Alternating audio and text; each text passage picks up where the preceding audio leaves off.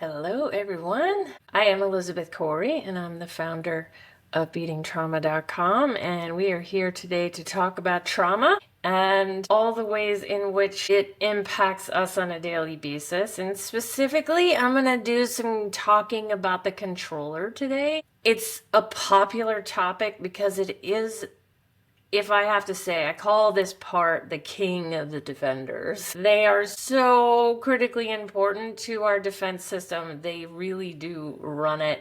And they are the primary reason we stop ourselves from healing.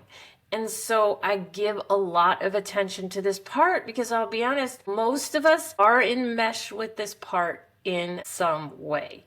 A lot of the time. But as a human race, excuse me, it is our number one part that we listen to in the system. And the problem with that is that this is a traumatized part who operates with a ton of fear.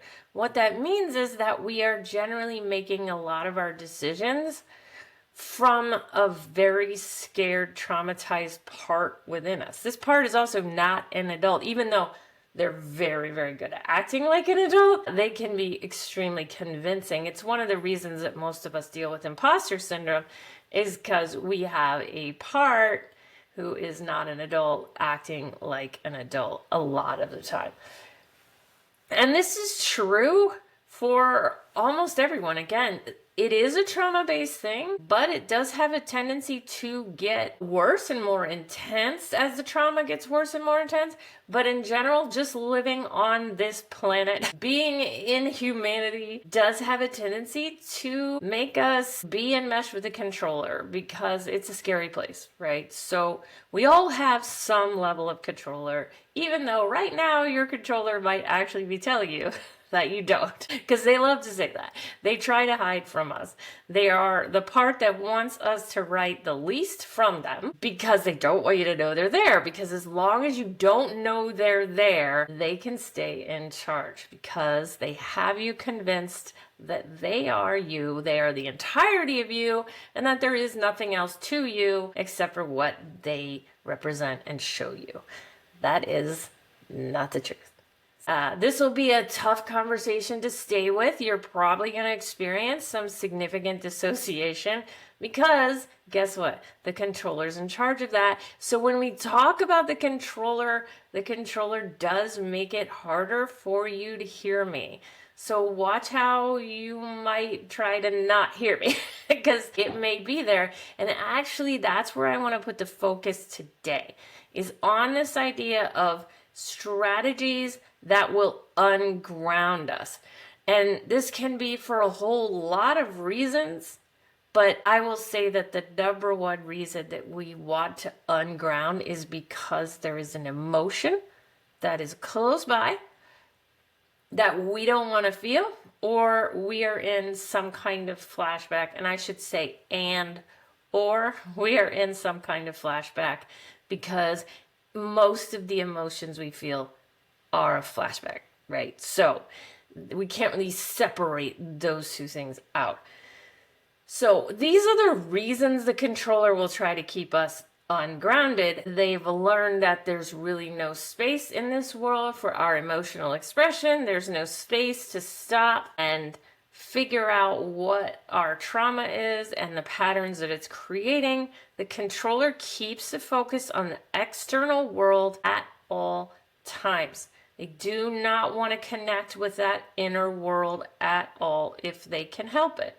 So, what I'm going to talk about today are the strategies they use to do that. And the number one strategy, and part of that is facilitated by the society we live in today, but the number one strategy is distraction. Okay, and we can talk about that as it applies to this call, this live stream, right? Here we are in this live stream. The controller may be in your head going, we need to shop for dinner later today, or we need to focus on this thing that I just saw on social media, or we need to find anything to think about other than what Elizabeth is saying, which happens a lot.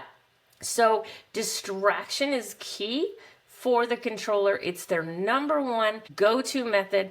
And I'll be honest, we live in the perfect world today for that.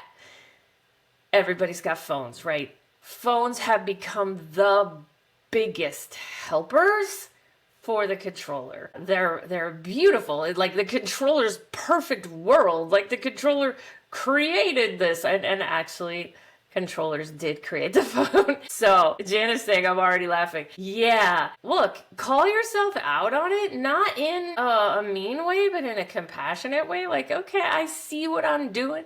I see what I'm up to right now. I can tell that I'm trying to distract myself in some way, or that I'm dissociating in the moment, right? So let yourself kind of just acknowledge it. Just like, okay, there it is. I can see it. It's right there. Distraction is huge. And again, it can be that we are distracting ourselves from emotion, is distracting ourselves from flashbacks, distracting ourselves from our internal state through things like social media, scrolling social media, watching programs on the TV, doing anything and everything that is simply pretty much encouraged today for us to be doing.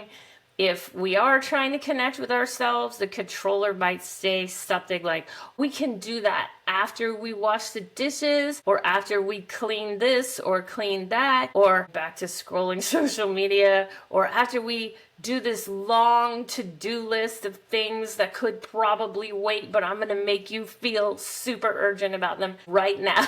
That's how the controller works, right? So whatever it is that you want to do that's going to help you slow down, right? And come closer to self, sit and be quiet and listen to self and feel potentially emotions. Your controller will have a long list of things you should do before you do that. Because controllers will never say, no, don't do that. They won't say that. They'll say, do it later. Because they know that saying don't do that might identify them. You might figure it out. You might be like, well, wait, that's awfully strong. That language is a little bit intense. And so the controller won't generally say, stop doing this. Not when we're first trying to identify them. They will do that later. But at first they'll just say, no.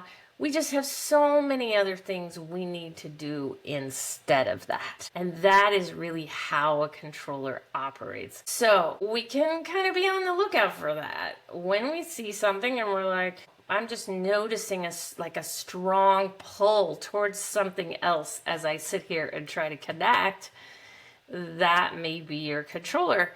And so that's a really important thing to kind of recognize for yourself. So, and what I will also say is most of the things that are on the list of distractions, they generally are not things that are driving us towards our grounded goals or authentic things like about ourselves. They're generally not going to be focused on that. They're going to be focused on to-do lists and stuff that keeps us busy, but not really stuff that does a lot to move us towards who we ultimately want to be. That's one of the ways you can notice. If you find it really, really easy to clean your house, and believe me, a lot of people have trauma around cleaning, so they don't.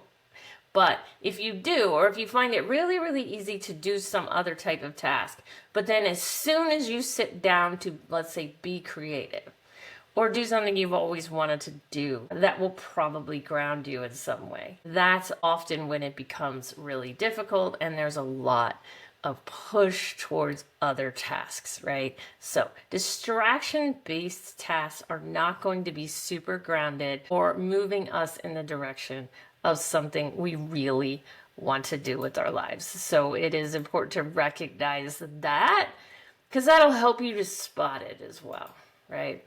So the next area I want to talk about, so this is the next ungrounded strategy that is used, is something I refer to as moving goalposts.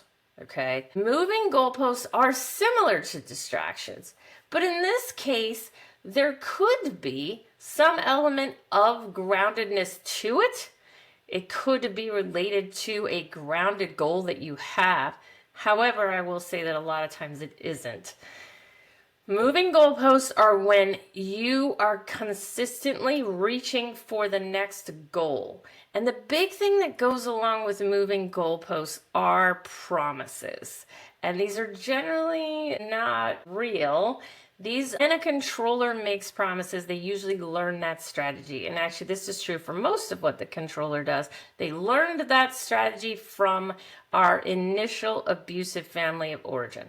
So, in that family of origin, if somebody had a tendency to say, it's going to get better after this, or it'll be fine once this happens, or all we have to do is get to this point, okay? That's something that the controller will take on as a message to keep your own inner system moving towards something, anything. It doesn't really matter what it is. To them, they pick something and they say, everything will be better internally when externally something happens, okay? This is a huge one. And I'll be honest, most human beings in the world are doing something like this a lot of the time. Again, there can be a grounded element to this. The grounded element to this would be that you're working towards your purposeful goals, and once you reach those goals, you will then be fine internally. Now, that's grounded on some level, but actually what really needs to happen is as you process internally your trauma and your emotion, those grounded goals begin to move without a lot of force or push. But the controller doesn't operate like that. They want to focus on the external, not the internal. That's a really big deal for them. Jan is saying, years ago, my distraction advanced to self-help books. Yeah, that's a good one. We do that. And I did that for many years when I first started on the self-help road. I read like all the books. I read everything that I could get my hands on. And that will absolutely, and that's sort of what we talked about fairly, well, I don't know when I did this live stream, but I did a live stream on the idea of intellectual recovery. So intellectual recovery is when we will read all the books and we will do all the things intellectually to try to move ourselves forward, but we won't really engage in the emotional healing piece of it. That's the controller's form of recovery. All right, that's what they're doing right there. So yes. So these moving goalposts will keep us directly out of the present moment. They will keep us in a very ungrounded state. And that is the goal, because we may finish a goal. And a lot of times we're finishing goals all the time. Things that we thought when we reached it, things would be better. But as soon as we hit it, the controller is right there to say, oh, I see, we need to do this next. So that once we do that, it'll be better, right? So this is the strategy that the controller uses. And it makes it impossible for us to just sit at the present moment and be okay. Because the truth is, when we can sit in the present moment and be okay, when we can be grounded in this moment, that means that we're going to connect with ourselves and heal. And that's what the controller cannot afford. Or at least they believe that. Of course, in the end, that is one of the best things for us. But they're not going to let us see that, right? So that's why the moving goalposts come in so strongly. So the next one I want to talk about is something I talked about a little bit last week, which is this idea of the denial and dissociation. So both denial and dissociation usually happen at the same time. So the denial is going to affect the mind. So the mind is going to tell us there's nothing to see here. This can go both internally and externally in the world around us. And then the dissociation is going to impact the body. It's going to keep us from being able to connect with what is in the body, the emotions that are there. And so this combination is pretty deadly when it comes to being able to ground, because the mind is saying nothing to see here and the body can't get through to us because the dissociation is playing out. And usually these two things will be used when things get a bit more extreme. When we're right on the verge of getting a memory back, or we're sitting with some really hardcore emotions, that's when this stuff will come into play. A lot of people say that when they started on this journey, they actually started to experience more dissociation, not less, at least for a period of time. And this is exactly why, because as we start to really connect with ourselves, that controller is going to pick up the activity. They're going to work hard to move us back where they want us, which is ungrounded and in denial, right? So a lot of times when we first start doing this work, the first thing that happens is a pickup on some of the controller's approaches. Now, they can use all the approaches I'm talking about today, but typically when it comes to denial and dissociation, that's when we've moved into DEFCON 1, right? Like we're at the base. We are really threatening the controller and the system that they're trying to have. So they're gonna pull out all the stops. They will likely move out of just distracting us or moving goalposts and into something really intense like denial and dissociation. Now, they also can use a combination of these things. They can put us into denial and dissociation and then make sure that we're cleaning the dishes in the kitchen, and that can all happen at the same time. So we want to be aware that the controller can use these strategies in almost any order at any time and they will intensify these strategies when we are moving in a particularly scary direction. Okay. Now, the last one I want to talk about today is fear. And I wrote it down in the outline as fear, fear, fear, right? Because this is what drives the controller. The controller is an extremely fear-based part. They operate in fear most of the time, and almost all of the decisions that the controller makes are because they are scared of something, right? And a lot of times it has a basis of being afraid of emotion. That is probably the core thing they're most afraid of. But they operate in fear. And when we start to calm down enough, when we start to ground enough and feel safe enough that we can start to process what's happened to us, which means we're really starting to make changes to our lives for the better, those are the moments when fear can really come in and play an important role in our ungroundedness. The controller will use different things to push that fear, to escalate that fear up so that we are too busy sitting in that fear to really be able to do anything else. We're in the fear. And a lot of us think that when we're in fear, when we're in recovery, that we're in the fear of inner children. And while that can be true, some of the biggest and most intense fear that we feel in our system is actually coming from our defenders. The parts that do not want to feel and do not want to connect with the inner children in particular. So actually, we're feeling a lot of the times what I call fear of the fear, just because it's a nice play on words, but it's really fear of any emotion at all. We will generally feel that more intensely than we will actually feel the original fear of the traumatic experiences. So that's something important to note, is that that happens as well. So that controller fear, if it ratchets up, it makes it very hard for us to do any healing work on ourselves. And so the controller, when they want to be consumed in the fear, they will move us in directions that encourage that fear, that feed that fear. That could be things like watching the news, watching particularly scary things on the news, or scary movies or scary stories or documentaries about horrible things. They will move us in that direction. Or maybe they'll call somebody who is a particularly fear-based person so we can both feed each other's fear, right? Like over and over and over again,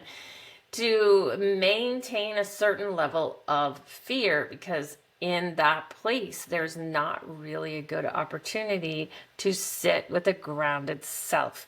You can't do it in the same way. You can't process because you're not feeling safe. Okay. And this can happen in a lot of ways.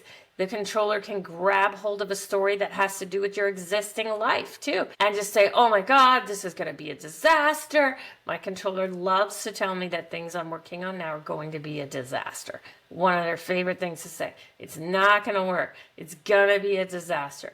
This is going to be awful. Okay, that is a big one for the controller to try as well. So they've got lots and lots and lots of different ways that they can feed their fears in the system so they can keep you in an ungrounded state. And one other thing I'll say about this is that all of these strategies the controller is using are coming from people who were previously in our lives. Okay, so the controller learned these things from others, abusers who use these things against us. And that is definitely true of fear feeding, as we will call it today, where abusers know that they can't maintain control over another person if that person is grounded and confident and creative and living their best life. It's not going to happen. So abusers have a tendency to try to keep people ungrounded. Do they always know that they're doing this? I don't think they know consciously, but unconsciously they do know what they're doing. And I've even seen it playing out on a very big scale, like on a macro level, where I think people who want power and control know that the way to get it is to make people around them scared, and then to act like a savior and say, I'll make it better, right? So this is a strategy that's like tale as old as time, right? Tale as old as time. People have been jacking up other people's fears and then telling them they're going to save them from it. Don't even get me started. So the controller will use this internally. And we need to be aware that that's going on. It will help us if we know about it, because it is there. My controller tries it all the time. It is there, and it is going to impact our ability to be grounded and to really help ourselves heal. So recognizing that is important. So how do we get ourselves more grounded when we have all of this controller activity trying to get us ungrounded? The number one way is to spend a little bit of time each day, whenever you think of it, even setting reminders for yourself, because the controller will make it hard to remember, doing little bits of grounding, body scanning, breathing, like noticing the feet and the breath at the same time is one of my favorites. Doing little things that ground us. Meditations are not always grounding. Sometimes they will kind of encourage dissociation by sort of pulling us out, pulling our focus out onto something ethereal or spiritual in nature. So with meditations, bringing ourselves into meditations that focus on body scanning, doing things that really bring that center of focus down, because most of us are operating up here most of the time. So we want to bring that energetic center, that body center, back down as low as we can get it, which, to be honest, usually isn't that low, but if it's in the body, we're doing great. So that's what we want to try to do.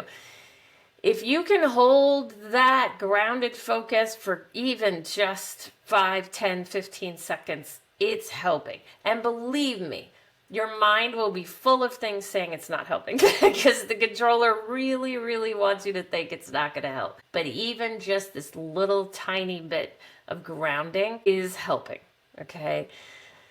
I mean, I started this entire journey by letting myself ground while I was in the car driving from the kids' daycare to my work for a minute or two every day. That's how it started for me. And then my controller said this is a waste of time. But I didn't know about my controller yet. But I did keep coming back to it because something said this matters. And it did make a big difference. So letting yourself do that. Letting yourself watch your mind a little bit more too. Bringing your mind thoughts back to just what's happening around you. This was something I did in that car. journey, I would say, okay, I can only think about what's happening right now in front of me at this moment. I'm going to be present and only thinking about now. Boy, controller doesn't like that. They are consistently trying to pull you back out into thinking about things that happened in the past or things that they think are going to happen. They will consistently trying to move you back there. Keep pulling yourself back to the present moment as far as your thoughts as much as you can. It's not easy. It's definitely not easy. It almost feels boring. That's the point. Make yourself bored. Make yourself really, really bored. And then when you do hear from the controller telling you that you need to focus on things that you're not focusing on, that you need to stay away from these emotions, stay away from the body, write from it. Write directly from the messages that say, this is all a bad idea. Believe me, it'll be there. The more you push, the more it's there. So, what I like to say about the controller, excuse me, is that they kind of will sometimes be quiet because they don't want you to know they're there. But the minute you start doing something they don't want you to do, they do get loud. And that's when you can use that information and do some writing directly from the controller. That's going to sound like, don't do this, don't go down this road, don't feel this, you can't handle this. Or the other side is, there's not even anything to feel. And sometimes they'll say both those things in the same writing, which totally contradict each other, but that's okay. We just let it write. And the further you go into the work, the more elaborate your controller's messages will be as far as why you shouldn't do it. But that's usually where they start. So that's what I have for you today. I hope you found this helpful. Thank you all so much for being here. I do appreciate it. And we will continue to live stream with each other. I'm coming up on a really transitional period here very shortly. There may be a live stream or two that I can't make, but I should be able to make most of them. So keep joining in with me on this journey, and I will keep bringing you as new material as much as I can, and we will move through this and keep grounding ourselves, and that's really what we need to do. So thank you all so much for being here today.